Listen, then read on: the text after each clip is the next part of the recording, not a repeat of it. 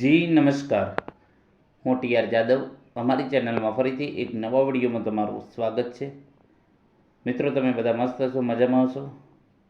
મિત્રો, RRB group D એટલે કે રેલવે રિક્રુટમેન્ટ બોર્ડ દ્વારા ગ્રુપ ડીની ભરતી ટૂંક સમયમાં ફોર્મ ભરાવાનું ચાલુ થશે. 22,000 પ્લસ જગ્યાઓ છે, જેમાં ગુજરાતમાં જ 3200 પ્લસ જગ્યાઓ છે, જે 21 જાન્યુઆરી 2026થી ફોર્મ ભરાવાનું ચાલુ થશે. તો મિત્રો, હાલથી તૈયાર થઈ જાઓ.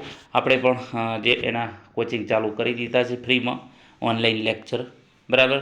તો આવનારી એક્ઝામમાં તમને ઘણા ઉપયોગી સાબિત થશે, અને એ પણ તમારા જે છે સિલેબસના પ્રમાણે, જે સિલેબસ છે એના પ્રમાણે આપણે વિડીયો ડેલી બેઝ પર અપલોડ કરતા રહીશું. તમે પણ જોડાતા જજો, બીજા મિત્રોને પણ જોડતા રહેજો, અને તમે પણ જોડાઈ જજો, જેથી કરીને આવનારી એક્ઝામમાં તમને 100% ફાયદો થશે. પરીક્ષા પણ તમારી ગુજરાતીમાં હશે, એટલે ચિંતા કરવાની જરૂર નથી. એટલે મિત્રો, રેલવે ગ્રુપ ડીમાં જે સિલેબસ છે એમાં સામાન્ય વિજ્ઞાન, જે જનરલ સાયન્સ કહીએ, તો એ 25 માર્ક્સનું છે. તો આપણે 25 માર્ક્સ પહેલાં કવર કરવાના છે, એના પછી બીજો ટોપિક લઈશું, બરાબર. તો હમણાં 20-25 દિવસ, મતલબ કે તમારી ફોર્મ ભરાવા ચાલુ થશે એના પહેલાં આપણે જનરલ સાયન્સના મોસ્ટ ઓફલી જે છે ટોપિક કવર કરી લઈશું. એટલે તમારે 25 માર્ક્સ તો તમે ફોર્મ ભરતા પહેલાં તમને કવર થઈ જશે. એ ટાઈપનું આપણે નક્કી કર્યું છે. ને પરીક્ષા પણ 7મા-8મા મહિનામાં અંદાજે આવી શકે, બરાબર. એટલે જે છે પરીક્ષા 5-6 મહિનાની અંદર ફાઇનલ આવી જશે. તો એ પ્રમાણે તમારે તૈયારી કરવાની છે. શું સરકારી નોકરી લેવી હોય તો, રેલવેમાં જેને સપનું છે સાકાર કરવું હોય તો મિત્રો, સામાન્ય વિજ્ઞાન ભાગ 1 એના વિશે ચર્ચા કરી. જો ના જોયો હોય તો પ્લેલિસ્ટમાં જઈને જોઈ લેજો. અને આપણે વોટ્સઅપ ગ્રુપ પણ બનાવેલું છે, એની લિંક ડિસ્ક્રિપ્શનમાં આપી દઈશું. તો વોટ્સઅપ ગ્રુપમાં પણ જોડાઈ જજો, જેથી કરીને તમને પીડીએફ પણ મળી જાય. ટેલિગ્રામ ચેનલ છે, એમાં પણ તમે જોડાઈ જજો, એમાં તમને પીડીએફ તમને મળી જશે. તો ચાલો મિત્રો, સ્ટાર્ટ કરીએ ભાગ 2, આરઆરબી ગ્રુપ ડી સામાન્ય વિજ્ઞાન ભાગ 2. તો જે હમણાં મિત્રો આપણે જે છે ડિટેલ ચર્ચા કરીશું, એના પછી એમસીક્યુ બનાવીશું, બરાબર. તો એમસીક્યુ એની પણ પ્રેક્ટિસ કરીશું. તો એ પ્રમાણે આપણે પહેલાં જે ડિટેલ હોય એના વિશે થોડી વધુ માહિતી લઈ લઈશું. તો વાત કરીશું, પુખ્ત માણસમાં સરેરાશ લગભગ 5 થી 6 લીટર રુધિર હોય છે. રુધિર મતલબ લોહી, બરાબર. પરીક્ષામાં પૂછાય કે પુખ્ત માણસમાં સરેરાશ લગભગ કેટલું રુધિર હોય છે, બરાબર. તો 5 થી 6 લીટર. સ્ત્રીઓમાં પુરુષોની તુલનામાં 1/2 લીટર રુધિર ઓછું હોય છે, બરાબર. લોહીમાં 92%, લોહીમાં પરીક્ષામાં પૂછાય લોહીમાં શું હોય છે, તો કે 92% રુધિર રસ હોય છે, અને 8% રુધિર કણો હોય છે. આ પણ મોસ્ટ આઈએમપી પ્રશ્ન છે. આ ટાઈપના પ્રશ્ન પરીક્ષામાં તમારે પૂછાશે સામાન્ય વિજ્ઞાનના, એટલે ગભરાવાની જરૂર નથી. જેટલી પ્રેક્ટિસ કરશો, પ્રેક્ટિસ મેન પરફેક્ટ, બરાબર. એટલે કે પ્રેક્ટિસ તમને પરફેક્ટ બનાવશે. જેટલું વધુ વાંચન એટલું તમને વધુ આઈડિયા આવશે, અને એ પણ તમને યાદ વધુ રહેશે. રુધિર રસમાં 90%, હવે વાત કરીશું રુધિર રસ શું છે. તો રુધિર રસમાં 90% પાણી હોય છે, 10% પ્રોટીન, પોષક દ્રવ્યો, ઉત્સેચકો અને અંતઃસ્ત્રાવો વગેરે હોય છે. તો આના વિશે પણ પૂછી શકે, એટલે આપણે બધું જ ક્લિયર કરવાનું છે, અને પછી એમસીક્યુ કરીશું, બરાબર. ત્રાક કણો રુધિર જામવા માટે જવાબદાર છે. આ પણ પૂછાય કે રુધિર જામવા માટે કયા કણો જરૂરી છે, તો ત્રાક કણો, બરાબર. હવે વાત કરીશું, રક્તકણોની સંખ્યા 50 લાખ પ્રતિ ઘન મિલીમીટર હોય છે, બરાબર. રક્તકણોની સંખ્યા, અને તેનું આયુષ્ય 120 દિવસનું હોય છે. આ પણ મોસ્ટ આઈએમપી પ્રશ્નો છે. આવા પ્રશ્નો તમારે પરીક્ષામાં પૂછાય છે. રક્તકણોનું મૃત્યુ યકૃત અને બરોળમાં થતું હોવાથી તેને રક્તકણોનું શમશાન ઘર કહેવાય છે, બરાબર. રક્તકણોનું મૃત્યુ ક્યાં થાય? યકૃત અને બરોળમાં, બરાબર. એટલે એને શું કહેવામાં આવે છે? એનું શમશાન ઘર કહેવામાં આવે છે. રક્તકણોનું પ્રમાણ ઘટી જતાં એનિમિયા, પાંડુરોગ થાય છે. જે રક્તકણો તમારા શરીરમાં ઘટી જાય એનું પ્રમાણ, તો તમને એનિમિયા, આપણે ઘણી વખત કહીએ કે આને એનિમિયા થયો અથવા તો પાંડુરોગ થયો, બરાબર. તો એમાં એનો એનિમિયા રોગ થાય છે. આ પણ પરીક્ષામાં પૂછાય, મોસ્ટ આઈએમપી પ્રશ્ન છે. પાંડુરોગ શાના લીધે થાય છે, તો કે રક્તકણોનું પ્રમાણ ઘટી જવાથી શરીરમાં તમારું રક્તકણોનું જો પ્રમાણ ઘટી જાય તો એનિમિયા એટલે કે પાંડુ રોગ થાય. શ્વેતકણોનું નિર્માણ અસ્થિ મજ્જામાં, આ મોસ્ટ આઈએમપી પ્રશ્ન છે. અસ્થિ મજ્જામાં થાય છે તો શ્વેતકણોનું નિર્માણ ક્યાં થાય છે, પછી તેનું આયુષ્ય કેટલું હોય છે શ્વેતકણોનું, તો જે રક્તકણો છે બરાબર તો એનાથી ઘણું ઓછું, બરાબર 2 થી 3 દિવસનું હોય છે. જ્યારે અહીં તમે જોઈ શકો છો રક્તકણોનું આયુષ્ય 120 દિવસનું હોય છે, જ્યારે આનું શ્વેતકણોનું આયુષ્ય ઓછું હોય છે. જેની સંખ્યા 4000 થી 8000 પ્રતિ ઘન મિલીમીટર હોય છે. પહેલાંની તમે જોઈ, આની પણ તમે જો 4000 થી 8000 પ્રતિ ઘન મીટર હોય છે. શ્વેતકણોને શરીરના સૈનિકો કહે છે. પરીક્ષામાં પૂછે શરીરના સૈનિકો કોને કહેવામાં આવે છે, તો શ્વેતકણોને. શ્વેતકણોની સંખ્યામાં અસામાન્ય વૃદ્ધિ થાય તો શું થાય, તો લ્યુકેમિયા. આ પણ પરીક્ષામાં પૂછાય મોસ્ટ આઈએમપી. જે મિત્રો પ્રશ્નો છે મોસ્ટ આઈએમપી છે, તમને પરીક્ષામાં 100% પૂછાશે એટલી ગેરંટી. વાત કરીશું બ્લડ ગ્રુપ ઓ સર્વદાતા. પરીક્ષામાં પૂછાય કે બ્લડ ગ્રુપ કયું સર્વદાતા છે, જ્યારે યુનિવર્સલ ડોનર કહેવામાં આવે છે. અને બ્લડ એટલે કે આ જે છે ઓ ગ્રુપવાળા જે છે એ બધાને દાન કરી શકે, પોતાનું રક્ત આપી શકે છે. જ્યારે એ બી સર્વગ્રાહી,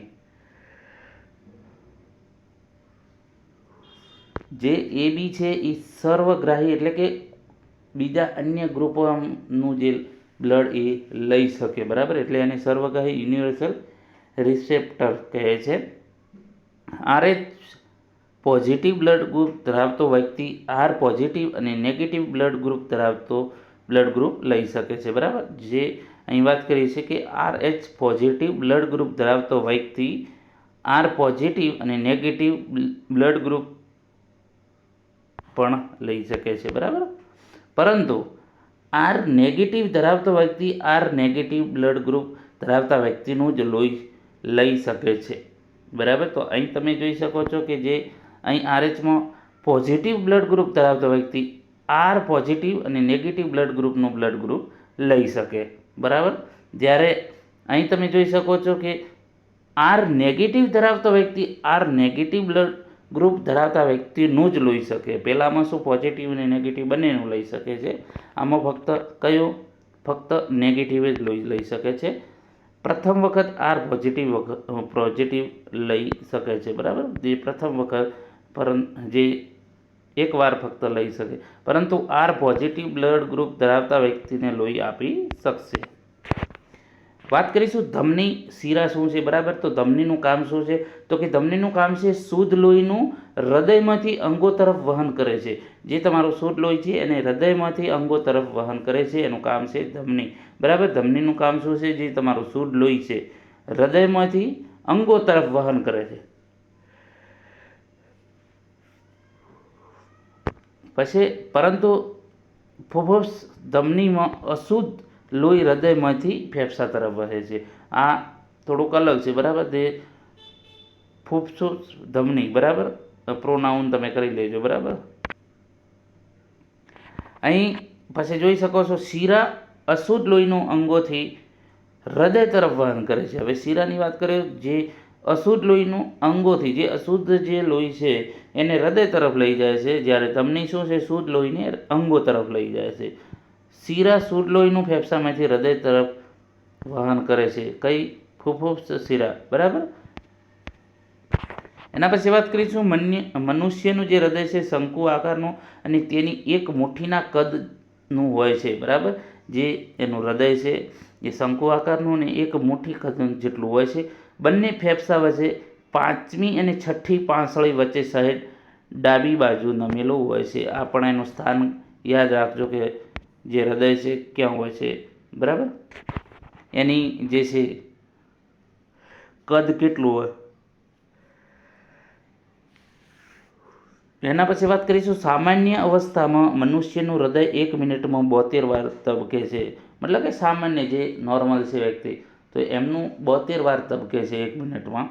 પરંતુ નાના બાળકોમાં 1 મિનિટમાં 100 થી 150 વાર ધડકન થાય છે, બરાબર. લોહીનું દબાણ માપવા, બીપી માપવા માટે જે સાધન છે એને સ્પિગમોમેનોમીટર, મોસ્ટ આઈએમપી પ્રશ્ન છે. આ પરીક્ષા આ જે પ્રશ્ન છે પરીક્ષામાં વારે પૂછાયેલો છે, એટલે ખાસ યાદ રાખજો બીપી ચેક કરવા માટે. મૂત્રપિંડ લોહીમાં એસિડ બેઝનું સંતુલન જાળવે છે. પરીક્ષામાં પૂછે મૂત્રપિંડનું કામ શું છે, તો કે લોહીમાં એસિડ બેઝનું સંતુલન, અથવા તો એવું પૂછે કે લોહીમાં એસિડ બેઝનું સંતુલન કોણ જાળવે છે, તો મૂત્રપિંડ. સામાન્ય વ્યક્તિ 24 કલાકમાં 1 થી 1.8 લીટર મૂત્ર વિસર્જન કરે છે, જે સામાન્ય વ્યક્તિ છે. બરાબર. મૂત્રનો રંગ આછો પીળો કેમ હોય છે, તો તેમાં ઉપસ્થિત યુરોક્રોમના લીધે. બરાબર. આ પણ પરીક્ષામાં પૂછાય કે મૂત્રનો રંગ આછો પીળો શાના લીધે હોય છે, તો એમાં જે યુરોક્રોમ આવેલો છે એના કારણે. કિડનીમાં અવ્યવસ્થા, જ્યારે કિડનીમાં અવ્યવસ્થા સર્જાતા અથવા તો સર્જાય છે ત્યારે લોહી શુદ્ધિકરણની ક્રિયા ડાયાલિસિસ તરીકે ઓળખવામાં આવે છે, અથવા તો એને કહેવામાં આવે છે. ઘણા મિત્રો ઘણા જે છે પેશન્ટ ડાયાલિસિસ કરાવતા હોય છે, તો એમાં શું હોય છે પ્રોબ્લેમ, તો એમાં કિડનીમાં પ્રોબ્લેમ હોય ત્યારે એમને ડાયાલિસિસ કરાવવાની હોય છે ડેલી, એક દિવસ છોડીને બીજા દિવસે. બરાબર. એ પ્રમાણે પુખ્ત વ્યક્તિના મગજનું વજન, આ પણ યાદ રાખજો, મગજનું વજન કેટલું હોય છે, 1350 થી 1400 ગ્રામ. મોસ્ટ આઈએમપી પ્રશ્ન, આ પણ પરીક્ષામાં વારે પૂછાયેલો છે. પ્રકાશના કિરણો સૌપ્રથમ કોર્નિયા દ્વારા આંખમાં પ્રવેશે. કોર્નિયા પાછળ કેન્દ્રમાં રહેલું આખું જે દર્પણ મુખ કીકી તરીકે ઓળખવામાં આવે છે. તો આ પણ પ્રશ્ન પૂછાય, પ્રકાશના કિરણો સૌપ્રથમ ક્યાં, તો કોર્નિયા. બરાબર. એ પણ યાદ રાખજો મિત્રો, એ પણ પરીક્ષામાં પૂછાય એવું છે. કોર્નિયા દ્વારા આંખમાં દાખલ થાય છે. પરીક્ષામાં પૂછાય કે કોના દ્વારા પ્રકાશના કિરણો આંખમાં પ્રવેશે છે, તો કોર્નિયા દ્વારા. વાત કરીશું લઘુ દ્રષ્ટિની ખામી ધરાવતા લોકો અંતર્ગોળ કાચવાળા અને ગુરુ દ્રષ્ટિની ખામી ધરાવતા બહિર્ગોળ કાચવાળા ચશ્મા પહેરે છે. આ પણ મોસ્ટ આઈએમપી છે મિત્રો. આપણે જે પણ પ્રશ્ન જે અહીં રાખેલા છે મોસ્ટ આઈએમપી છે, પરીક્ષામાં પૂછાય એવા છે અને વારે પૂછાયેલા છે આ પ્રશ્નો. ખાસ યાદ રાખજો, લઘુ દ્રષ્ટિ હોય તો અંતર્ગોળ અરીસો, ગુરુ દ્રષ્ટિ હોય તો બહિર્ગોળ અરીસો. અરીસાના જે પ્રકાર છે અંતર્ગોળ ને બહિર્ગોળ, એ પ્રમાણે એનો ઉપયોગ થાય છે. વિટામિન એની ઉણપથી રતાંધળાપણું. બરાબર. આ પણ પરીક્ષામાં પૂછાય, વિટામિન એની ઉણપથી શું થાય, તો રતાંધળાપણું, જેનું આછા પ્રકાશમાં અથવા તો કે ઓછા પ્રકાશમાંથી દેખાતું નથી. રંગ અંધત્વ આનુવંશિક બીમારી છે. બરાબર. આનુવંશિક, જેમાં લાલ અને લીલા રંગનો ભેદ પારખી શકાતો નથી. એ લોકો જે છે લાલ અને લીલો કલરનો બંને વચ્ચે શું તફાવત છે એમને ખ્યાલ આવતો નથી. બરાબર.